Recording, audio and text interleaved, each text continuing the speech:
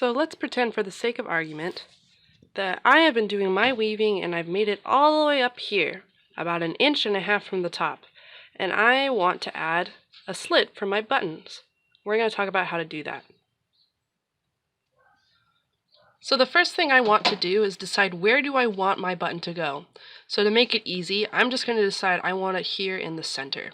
So as I'm coming around doing my normal weave, in this case I'm doing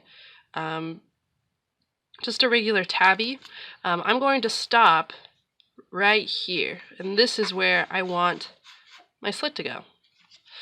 So the next thing that we're going to do is figure out how big of a slit do we need to make in order for our button to go through. Okay, so because our weft is going up and down, we're going to want our opening to be up and down as well. Okay, so what we need to do is figure out how wide this button is. So if I hold this button next to this weave, I can see that when it's squished, it's about maybe 3, 4, maybe 5 rows wide. So what we're going to want to do is make our opening 1 less than that. So instead of having it 5 rows wide, we want it to be 4. Okay, and that's for this size of button. Yours button may be different size, so whatever it is, you always want to figure out what the width or the full length of it is, and then subtract 1 from it, and that's how many rows you'll do. So in order to make it easier for myself, I've made 2 little bright colored loops. So you can see that they're not tied to the weft. Just so then I remember this is where I need to start and this is where I need to stop. Okay, we don't want to cross these 2 lines, otherwise it won't make a stitch opening. The next thing I did was I also scribbled on the inside in between the 2 a width that's a little bit smaller than my button. So then when this is all squinched down and everything, even if my counting was wrong, I'll know that, oh, this is how many I need to do in order to make the slit opening. So the next part that we're going to do is instead of continuing to go this way, we're going to turn around and go back the way we came. And it's just like how we've been going around the entire box. You'll just, cardboard, you'll just do the same thing again. You're just going to weave, going tabby, back the way you came, around the back side,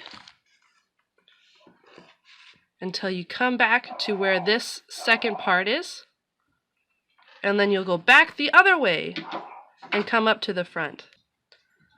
I'll edit the dog parking part out, but again, so what you're going to do next is instead of continuing to weave across, you're going to go back the way you came, doing the opposite of tabby and making sure that it's still doing the opposite stitch.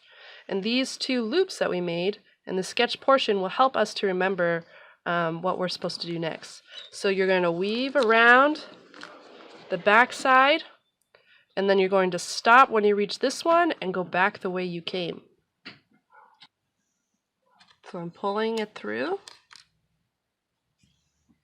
Pull it tight, but not too tight. So see how it's starting to tuck the weft? Pull it back just a little bit. And then flip it over and continue on that side. So we've come around and weave in our yarn on this side.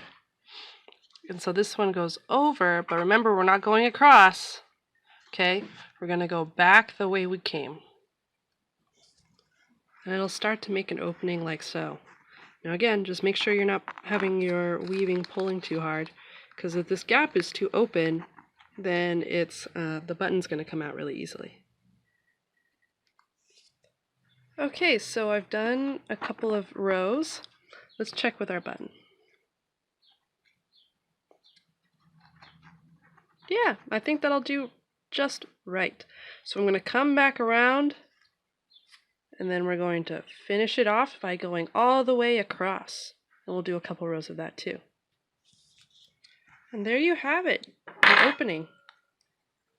So then when you're finished with your bag, on the inside of your bag, you'll sew your button in, and then it'll come out just like that.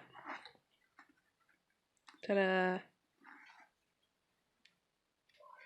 And one last thing I want to point out, the reason why we have our opening so low is some of you might be doing the fold over or the hem, just like when we were sewing, of the top, because remember these little top parts are going to be all loosey-goosey. The other option is when people are spiraling over the top and things like that, you're going to have to put a finish up there, so we want to move this down so that it will fit the button. And the closer we get to the top, the tighter this gets and the harder it gets to sew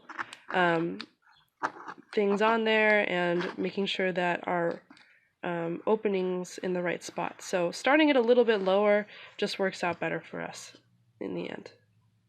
But that's all you need to know for adding opening stitch for your button.